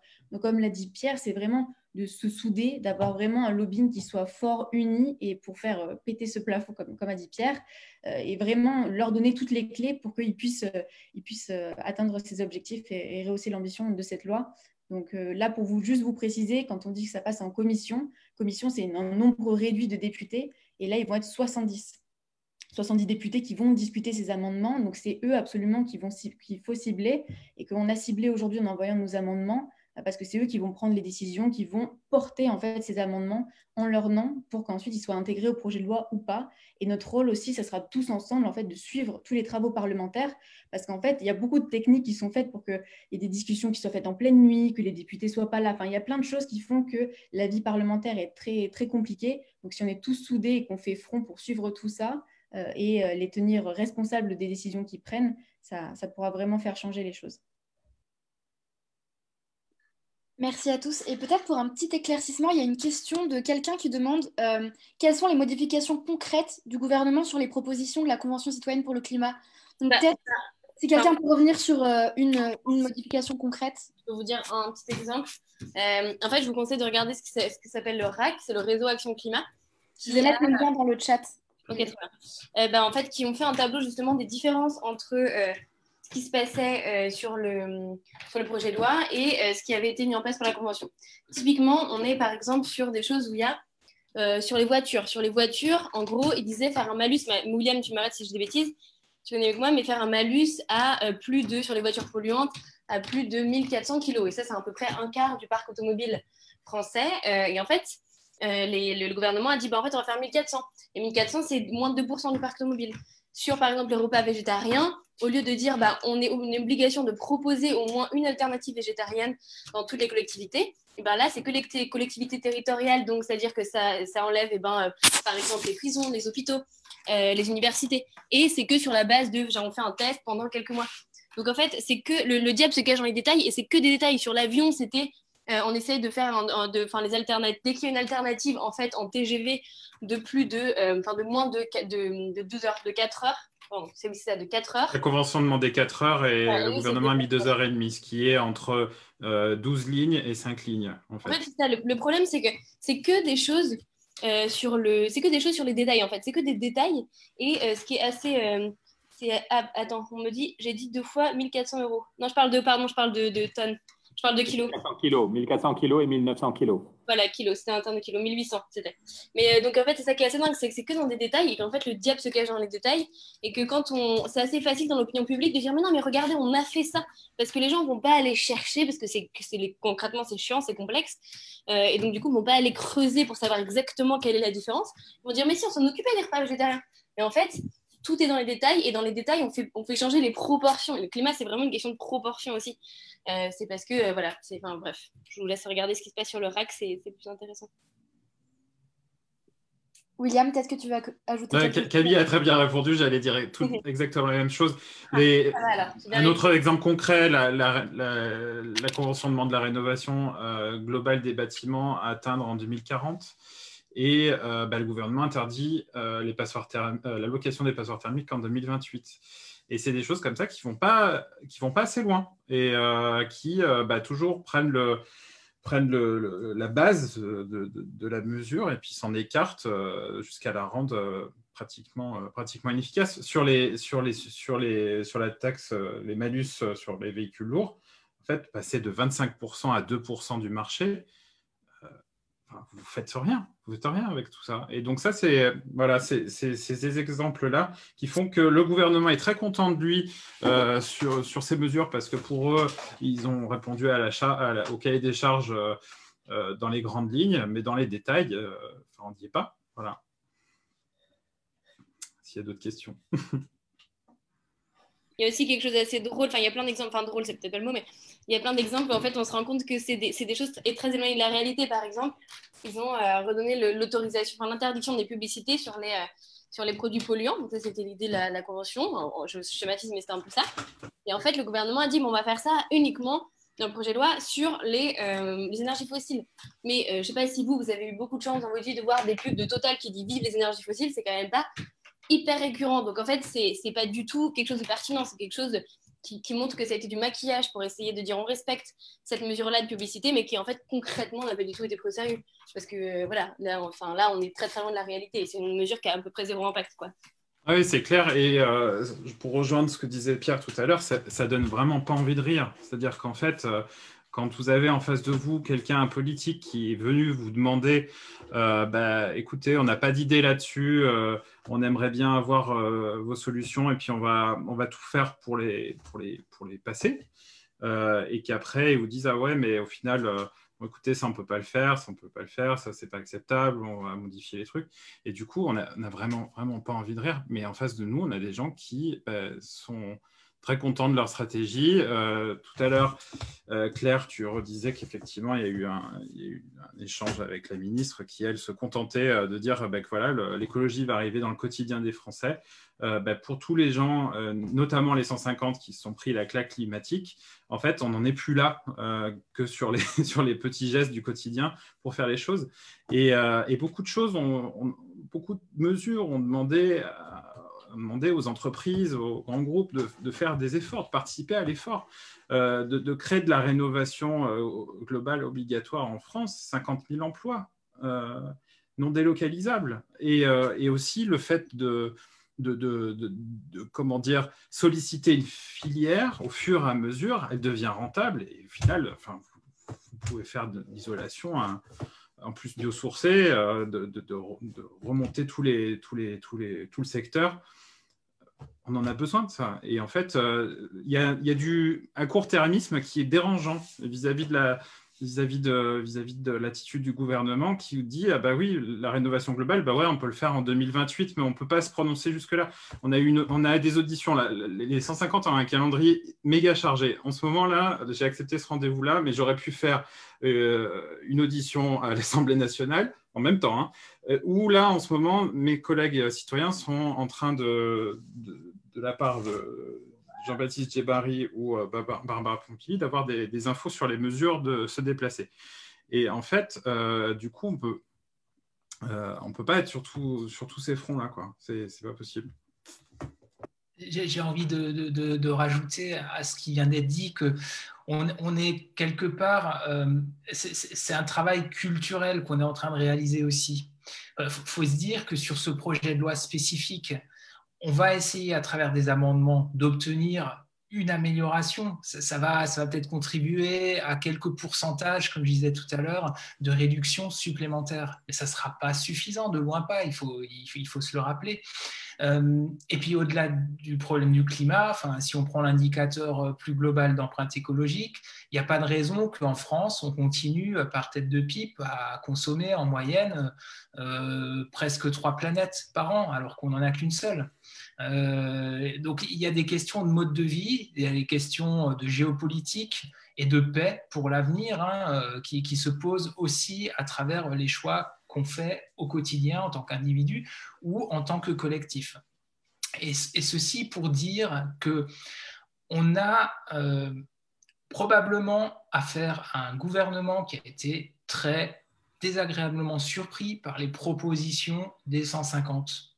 Ils ne s'attendaient pas à ce qu'ils aillent aussi loin que les organisations environnementales le font depuis des décennies. Donc finalement, c'est ça qui pose problème, c'est que eux, culturellement, ils sont dans une bulle, ils ont affaire à des acteurs qui, vu que c'est le court-termisme qui prime, William l'a rappelé, qui économiquement pèsent autre chose que les simples citoyens et leur bulletin de vote ou leur porte-monnaie. Et du coup, ils ont tendance à avoir l'oreille beaucoup plus ouverte pour eux. Mais aussi, c'est des choses qui se passent sur un plan très humain et très culturel, encore une fois. C'est des gens qui se connaissent, qui se fréquentent depuis longtemps et qui n'ont pas pris cette claque dont parle William, qu'on prend si on va s'informer auprès des gens qui, scientifiquement, savent vous expliquer où on en est et quelles sont les possibilités pour l'avenir. Et ces possibilités, elles sont fabuleuses. On peut faire des belles choses. Le problème, c'est que ces belles choses-là, pour beaucoup d'entre elles, remettent en cause les acquis économiques actuels des dominants, pour le dire avec des termes un peu sociologiques, mais c'est ça qui se joue aussi en grande partie au niveau des freins qu'on a vu actionner sur pas juste ce projet de loi, mais aussi le contenu du projet de loi de finances de l'année prochaine, le contenu du plan de relance français, etc., etc. Tous ces ensembles d'outils dans lesquels ont été injectés, soi-disant, la reprise des propositions des 150. Donc, il y a un travail culturel à réaliser et à poursuivre au-delà de ce dont on vous parle ce soir, le fait de mettre la pression sur les députés de la majorité et en particulier ceux qui participent à la commission. Mais au-delà de ça, il y a un travail culturel à continuer parce que aussi, redisons-le, ce n'est pas juste une histoire de dirigeants publics et privés, c'est aussi une histoire de citoyennes et de citoyens. Dans les sondages, les Françaises et les Français, à plus de 70-90% sur différentes questions, vous disent oui, on veut tout bien faire pour l'environnement, mais dans les faits, concrètement, dans leurs actes quotidiens, ils ne sont pas aussi cohérents que ça. Sinon, le monde serait déjà très différent de ce qu'il est. Donc, on a toutes et tous notre part à réaliser dans notre entourage aussi. Manon, si je peux rajouter deux mots, Manon ? Pardon, pour rebondir sur ce que disait William, l'argument de l'emploi est très important. William, tu as dit que voilà, si on met les moyens financiers, on peut créer massivement des emplois. Au total, l'ADEME, l'Agence pour les économies d'énergie, dit qu'on peut créer 900 000 emplois en France. C'est des chiffres officiels d'une agence officielle. Arnaud Leroy, de qui le président est un proche de Macron, et ils disent qu'on peut créer 900 000 emplois si on met le paquet sur l'isolation des bâtiments, sur les transports en commun, sur l'agriculture. Voilà, 900 000 emplois dans un pays où il y a plus de 4 millions d'inscrits à Pôle emploi, ça ne fait pas de mal. Et c'est des emplois utiles, non délocalisables dans tous les territoires, les grandes villes comme les petits. Deuxième point, Mathieu Orphelin, qui est un ancien de l'ADEME et maintenant député, dit que rien que si on arrivait à remettre la demande de la conférence citoyenne de rendre obligatoire les travaux de rénovation, parce que tu l'as dit, ils ont enlevé l'obligation à 2040, ils l'ont enlevé, et ils ne parlent que des passoires thermiques, et encore le journal Le Monde a montré que c'est qu'une petite partie des passoires thermiques, voilà, donc c'est tout à fait insuffisant. Et Mathieu, qui est un très bon spécialiste, Mathieu Orphelin, qui est un très bon spécialiste de ces questions, dit que on pourrait multiplier par 4 si on prenait tous les amendements en gros de tous nos réseaux ou si on revenait au texte de la conférence citoyenne de mémoire, je crois qu'on pourrait multiplier par 4 l'impact de ce qui serait nécessaire. Mais déjà, Mathieu dit que déjà, si on obtient une vraie rénovation, pas juste changer les fenêtres et laisser la chaleur partir par le toit, mais une vraie rénovation globale, ce que vous demandiez de tous ces bâtiments d'ici 2040, on peut doubler l'impact. Et ça, c'est une mesure qui est très populaire, qui donne du pouvoir d'achat aux gens. Il y a des choses qui sont plus compliquées, changer nos comportements, changer notre alimentation. Il y a des gens qui résistent, mais dire aux gens que ce sera plus confortable et qu'ils vont dépenser moins pour le chauffage et qu'il y a des aides pour faire ça et que ça va créer des emplois, ça, c'est, je pense, un truc qu'on peut gagner. Troisième point, pourquoi c'est une bataille cruciale ? C'est parce que le reste du monde nous regarde quand même. La France, c'est l'accord de Paris, c'est Macron qui en a fait des tonnes, qui a fait le One Planet Summit, qui va aller à l'ONU, la planète se venge de la folie des hommes, il en a fait des tonnes. Et si la France dit, ben non, en fait, on ne sait pas comment faire, ben ça peut pousser aussi le reste de l'Europe à ne pas faire grand-chose de sérieux, et ça peut pousser l'équipe de Biden à faire du greenwashing. Voilà.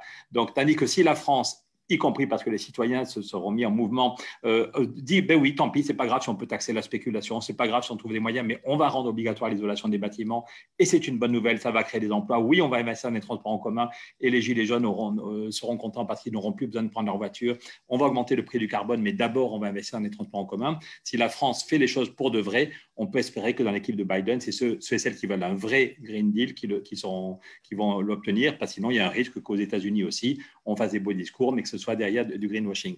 Et dernier point, ça fait vieux con de dire ça, mais je remercie tous ceux qui sont ici et qui sont plus jeunes que moi pour l'état civil, parce que je me souviens d'une discussion, voilà, Lou, Claire, Camille, je ne sais pas si elle est encore là, Arnaud, toi tu es toujours jeune, mais je me souviens d'une discussion à Madrid, Manon, lors du sommet climat, avant Noël, il y a 15 mois. Je dînais avec Hervé Le Treut, qui était le chef de tous les climatologues français, et Jean Jouzel. Ils avaient déjà le moral à zéro.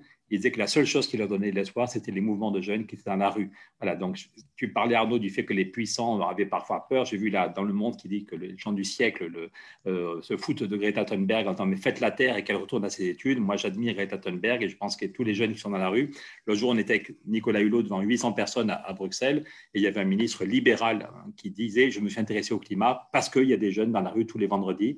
Et je me suis dit, voyons, si tous ces jeunes vont dans la rue tous les vendredis, peut-être qu'il y a quand même un problème. Et c'est grâce à ces jeunes, donc au lieu de se foutre de Greta Thunberg, on pourrait remercier Greta et tous ceux et celles qui sont dans la rue et qui font du boulot pour pousser les députés au courage. Je suis persuadé qu'on peut gagner, ça va être compliqué, c'est l'hiver, tout le monde est crevé, c'est le virus, il y a plein de...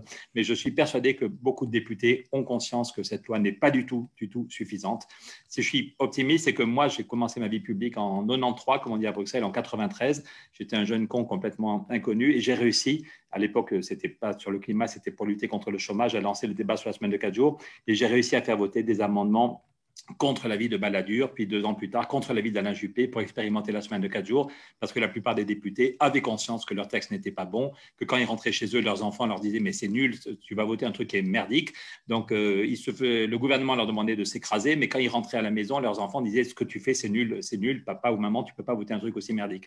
Donc, je pense que là, il y a beaucoup de députés qui ont mauvaise conscience, et si on leur montre on n'obtiendra pas toutes les victoires sur tous les amendements, mais je suis persuadé que si on se débrouille bien, on peut avoir quelques victoires importantes dans les 3 mois ou 4 mois qui viennent.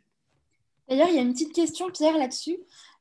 Pourquoi est-ce que la France fait partie des États qui freinent le plus la TTF, la taxe sur les transactions financières? Parce que le lobby bancaire est très puissant. L'autre jour, et ce n'est pas seulement, hélas, j'aimerais dire que c'est juste Emmanuel Macron et Bruno Le Maire, mais ce serait faux, donc je déteste les mensonges.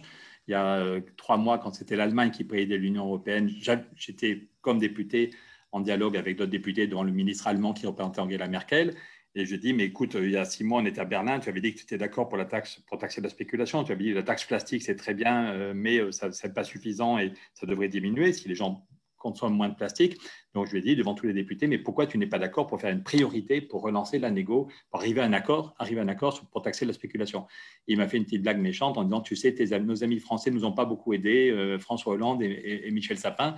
Donc, déjà, François Hollande expliquait qu'il voulait réguler la finance. Mon adversaire, c'est la finance. Et en fait, il n'a pas fait grand-chose. Et Michel Sapin, comme aujourd'hui Bruno Le Maire, voulait une toute petite TTF. Je vous rappelle qu'il existe en France une taxe sur les transactions, mais elle ne concerne que 1% des volumes, les actions des grands groupes. Et par contre, tous les produits dérivés, toutes les obligations ne sont pas du tout taxés. Donc, en fait, si Bruno Le Maire acceptait un débat, j'ai eu 2 interviews dans Ouest France qui ont beaucoup énervé Bruno Le Maire, mais Ouest France continue à nous donner la parole, c'est très bien, parce qu'en fait, il existe une taxe, le Parlement veut une taxe à 0,1%, mais sur tous les produits financiers, 0,1 sur les actions et 0,01 sur les produits dérivés, le trading haute fréquence. Et en France, il y a juste une taxe sur les actions des grands groupes, mais elle est à 0,3. Et elle n'a pas fait fuir les marchés financiers. Même Bruno Le Maire disait que l'an dernier, elle a beaucoup rapporté, qu'il y a eu beaucoup d'activités malgré la crise. Voilà. Donc là, en fait, ce qui se fait en France est la preuve qu'on pourrait même mettre une taxe plus forte. La taxe française est à 0,3 au lieu de 0,1, mais seulement sur quelques produits. Et si on avait... Voilà, donc je ne veux pas être trop long ni trop technique, mais le lobby bancaire, quand Nicolas Hulot a démissionné, parmi les gens qui m'ont soutenu dès le premier soir quand j'ai fait ma grève de la faim, il y avait Nicolas Hulot, et il y avait Arnaud aussi, Arnaud Schwartz de la FNE, encore merci Arnaud. Et Nicolas Hulot, je vous rappelle, quand il a démissionné, il a dit Emmanuel Macron est gentil avec moi, mais en fait, il ne prend pas les décisions parce que le lobby bancaire est très puissant et parce que le lobby du pétrole et des énergies carbonées. Voilà. Donc, hélas, ce n'est pas du complotisme. Je ne sais pas qui c'est Camille qui disait ça. On est tous des humanistes qui sont ici, et ceux et celles qui sont là ce soir. On aimerait tous penser que tous les hommes et toutes les femmes agissent pour le bien commun, mais il y a des vrais cyniques Moi, depuis 7 ans que je suis à fond sur les questions de climat, j'ai vu plein de gens géniaux partout à travers le monde, des gens très différents avec qui j'ai envie de travailler. Mais j'ai été une fois invité au dernier étage de la tour Total. J'ai eu du mal à rester poli jusqu'à la fin. La fin du déjeuner a été tendue et je n'ai aucune envie de les revoir. On a un niveau de cynisme, c'est des malades. Voilà. L'autre jour, je parlais avec un commissaire. Je ne peux pas donner le nom, mais je dînais avec un commissaire européen. Je disais, en parlant de quelques-uns, ils sont terribles. Et il m'a dit, non, ils ne sont pas terribles, ils sont tarés. Ils sont tarés, voilà. Il y a des gens qui sont complètement cyniques, qui sont aveugles. Bon, et l'intérêt, c'est qu'en démocratie, on n'est pas obligé de convaincre 100% des gens. Voilà. Donc, je ne veux pas être trop long, je le suis déjà trop, mais on est sur un enjeu vital, on en a tous conscience. Je pense que beaucoup de députés comprennent qu'ils ne sont pas du tout à la hauteur, que quand ils rentrent chez eux, ils se font engueuler par leurs amis, par leurs enfants. Voilà. Et c'est pour ça que le travail des jeunes est important, parce qu'il y a plein de gens qui n'écoutent plus les gens qui ont 40, 50 ans, 60 ans, qui ont souvent menti, qui ont souvent trahi. Et par contre, si c'est leurs enfants qui leur montrent une vidéo, si c'est leurs enfants qui foutent la pression, ça peut aider pour les faire bouger. Merci Pierre. Et du coup, je remercie encore une nouvelle fois toutes les intervenantes et les intervenants qui sont là ce soir pour la qualité de leur travail et leur engagement. Et peut-être juste une remarque et question de quelqu'un qui dit qu'il y a un grand besoin de la loi climat au niveau de l'Union européenne. Et du coup, faudrait-il une convention citoyenne pour le climat au niveau européen? Donc ça, après, c'est plus sur le point technique. Je ne sais pas, William, si tu as quelque chose à dire là-dessus. Alors, tout à l'heure, Claire disait, ça se trouve, je n'aurais pas fait la Convention citoyenne. Moi, je le dis, et je le dis avec plaisir, que si c'était à refaire, je le referais 1 fois, 2 fois, 150 fois, sans aucun problème, parce que je pense que quand même, le précédent que ça crée de la démocratie citoyenne restera une histoire, pour l'histoire, justement. Mais disons que c'est plutôt après ce que le politique en fait qui est vraiment là le problème. Et peut-être que le contrat au départ était peut-être à la fois trop ambitieux. Le climat, on l'a dit tout à l'heure, ça couvre un pan énorme de toutes les actions que tout un pays peut faire, hein, qu'on ne parle pas que des citoyens. Et donc peut-être qu'il aurait fallu se recentrer sur certains sujets et d'en faire plusieurs. Mais surtout, le fait qu'au départ, est-ce qu'il fallait qu'ils nous donnent un chèque en blanc ou est-ce qu'il fallait justement qu'ils mettent, en disant ça, on ne peut pas faire, ça, on ne peut pas faire. Il y a des choses au départ où vous ne pouvez pas appâter les citoyens en leur promettant du sans filtre pour en mettre 100 filtres à la fin. Vous voyez. Donc le truc, c'est que c'est un peu le problème et ça, je pense que ça décrédibilise un peu les futures expériences de ce genre, dans le truc où on attend finalement peu de choses, vu qu'il s'est passé peu de choses. Donc là, c'est quelque chose, en fait, il va falloir rattraper le tir sur cette loi climat. Il y a besoin de plus. Et on ne peut pas se contenter de ça. Mais s'il y a d'autres expériences à d'autres échelles, il faut mettre en place dès le départ des règles qui soient admises par tous. Je pense quand même que d'avoir cette vie de parlementaire qu'ont eu les 150, c'est-à-dire à huis clos, sans les familles, sans se soucier de manger ou de dormir, etc., de juste se concentrer sur la tâche, c'était le déclencheur à bonne idée. Il n'y avait que ça. C'est le fait de se sortir du quotidien qui a permis à nous tous de sortir ça, en écoutant les autres, en discutant ensemble. Et ça, c'est difficilement reproductible à 67 millions ou à 7 milliards de personnes. C'est le truc qui me tient éveillé la nuit. Des fois, je me dis, mais comment convaincre tous ces gens qu'il faut le faire? Et les politiques, soit sont mal conseillés, soit alors partent dans des raccourcis et se font juste conseiller par les mauvaises personnes. Et pour nous, je ne sais pas, moi, par exemple, j'ai discuté, et ça aussi, de mettre le citoyen avec un des experts mondiaux, Valérie Masson-Delmotte, a rencontré une fois le président, et le président, ils ont échangé des bonjours, et le président lui a parlé de son chemisier. C'est une des plus grandes expertes au monde sur le climat, et elle n'a pas eu ne serait-ce qu'1 heure à discuter avec lui sur ce qu'il y a comme problème. Donc ça, moi, je pense que si les politiques aussi ne prennent pas le temps de sortir des dossiers et de se concentrer qu'à ça, au climat, il y aura toujours un différentiel.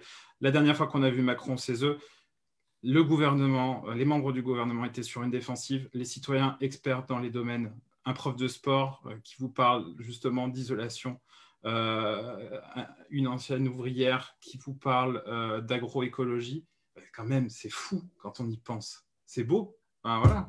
Et donc ça, je pense que si à l'échelle européenne, ça se fait, Ce serait super. En plus, rien qu'avec les langues, ça serait super, super intéressant à suivre.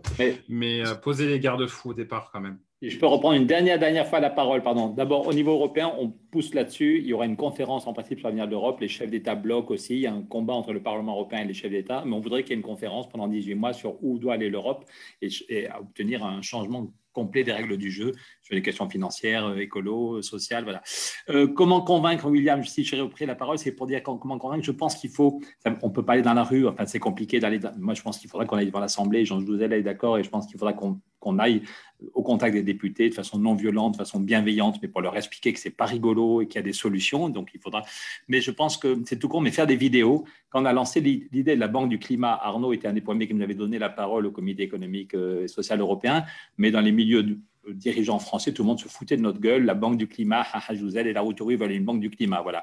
On a argumenté, on a réussi à montrer des gens très différents, le Parisot et les syndicats, le pape François et les francs-maçons. Voilà. Mais ce qui a fait bouger Emmanuel Macron, c'est quand il y a une vidéo qui est arrivée à 5 500 000 vues. Il y a une fois où j'ai réussi à parler plus lentement, il y a une fois où j'étais incroyable, j'ai réussi à parler à une vitesse normale, de façon presque compréhensible, et ça fait 5 500 000 vues. Et du coup, Emmanuel Macron a dit que la Banque du climat était une priorité. Voilà. Et maintenant, on a gagné l'idée que la Banque européenne d'investissement devienne une banque du climat. Il y a un combat à mener pour que ce ne soit pas une petite banque avec 15 milliards de prêts chaque année, mais plutôt 300 milliards. Mais là, voilà, quand il y a des vidéos qui déchirent, qui font 5 millions de vues, Emmanuel Macron, il est obligé d'en tenir compte. Et donc, je pense que ce n'est pas forcément moi. Moi, je fais des vidéos qui plafonnent à 200 000 ou 300 000, parce que ce soit un peu techno, je parle trop vite. Mais il faudrait vraiment que dans tous nos réseaux, on se dise, OK, on a fait un énorme boulot, on peut prendre 3 jours de repos parce qu'on a fait un énorme boulot sur les amendements. Vous avez envoyé tous les amendements hier à tous les députés, c'est super. Mais après ça, on se fait des brainstorming et on fait des vidéos qui déchirent, où il y a peut-être des gens très différents de toutes les générations.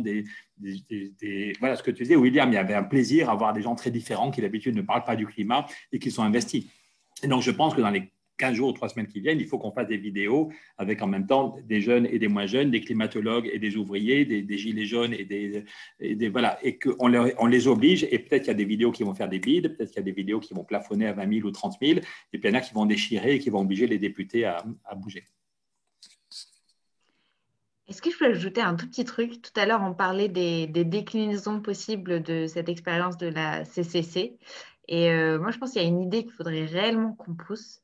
C'est en fait d'avoir des conventions citoyennes pour le climat, mais pour les hauts fonctionnaires et les nouveaux parlementaires. Parce que, en fait, si eux passent par le processus que vous avez vécu, ils n'en reviendraient pas les mêmes, en fait. Ce serait impossible pour eux d'être dans ces... Parce que, pareil, moi, je pense réellement qu'on est tous en capacité d'agir en cohérence par rapport aux enjeux qui sont les nôtres aujourd'hui. Je pense vraiment qu'ils sont dans une bulle qui les déconnecte en fait de ces enjeux-là, mais qu'en fait, il y a des moyens de les atteindre de manière autre que l'interpellation. Il faut que eux le ressentent en fait. C'est assez profond ce qui se passe quand on se rend compte de ces enjeux-là. Et si en fait, je me dis, les hauts fonctionnaires, les parlementaires passent par là, ce sera impossible pour eux, à moins d'être dans un cynisme absolu, d'agir comme ils agissent aujourd'hui. Parce qu'on ne se l'explique pas, nous ayant compris, enfin, moi j'ai encore complètement une incompréhension de comment on peut aujourd'hui être dans ces postures-là. Voilà, et enfin bon, je ne sais pas comment on pourrait pousser ça, mais ça me paraîtrait... parce que là, on faisait le constat tout à l'heure qu'on était pas mal à être encore à Sciences Po ou être passé par Sciences Po, qui est donc une des écoles desquelles sortent une partie du personnel, du moins de la haute fonction publique. Moi, je trouve ça hallucinant à quel point nos enseignements sont déconnectés des enjeux que même en tant que potentiel aux fonctionnaires, on va être amené à gérer dans les décennies à venir. Et voilà, donc je me dis, si la partie formation de la haute fonction publique et d'une partie du personnel politique change, peut-être là, on a des chances de faire avancer de manière plus significative, plus rapide. Merci Claire. Pardon Arnaud, tu veux intervenir ? Ouais, pour dire qu'on y travaille, hein. Avec France Nature Environnement, on intervient à la Haute École de Magistrature, on intervient dans différentes écoles qui préparent des hauts fonctionnaires, mais ça prend du temps. et ça fait, et on voit que ça fait évoluer les pratiques, mais c'est lent, quoi. C'est petit à petit, c'est promotion après promotion, et puis ces gens-là, ils mettent du temps aussi à monter dans les grades, à prendre des responsabilités par après. Donc, c'est quelque chose qui se fait dans la durée, mais qu'il faut faire quand même. Faut faire quand même. C'est une des multiples solutions qu'il faut mettre en œuvre, c'est certain. Merci beaucoup. Du coup, je ne sais pas si quelqu'un veut ajouter quelque chose ou si on peut conclure. En tout cas, n'hésitez pas à vous mobiliser en agissant avec le dispositif Greenvox pour interpeller vos députés, dont parlait Lou tout à l'heure. Il y a les liens dans les commentaires Facebook et on le remettra. Et n'hésitez pas aussi à interpeller vos élus locaux sur le site de Taxons la spéculation qui est aussi dans les commentaires. Ensuite, un petit commentaire, j'ai vu dans les commentaires Facebook que quelqu'un a parlé de la fresque pour le climat. Donc j'invite celles et ceux d'entre vous qui voudraient en apprendre davantage sur le climat, le dérèglement climatique, à suivre une formation fresque pour le climat. Personnellement, je l'ai suivie et j'ai quand même appris pas mal de choses et c'est vraiment super intéressant et très accessible. Donc voilà, et pour aussi répondre à plusieurs questions, le webinaire sera accessible bien sûr sur la page Facebook et sur l'événement. En fait, le live, vous pouvez le regarder en replay. Donc pour le partager et le revoir, c'est très simple. Et voilà, donc n'hésitez pas à suivre les associations des intervenants pour être au courant de tout ce qui se passe. Et merci beaucoup à tous et à toutes d'avoir suivi ce petit webinaire et à tous les intervenants pour la qualité et la richesse de votre engagement et de vos échanges. Merci Manon. Salut tout le monde. À bientôt. À très vite. Bonne À très soirée. vite. Au revoir. Merci beaucoup, au revoir.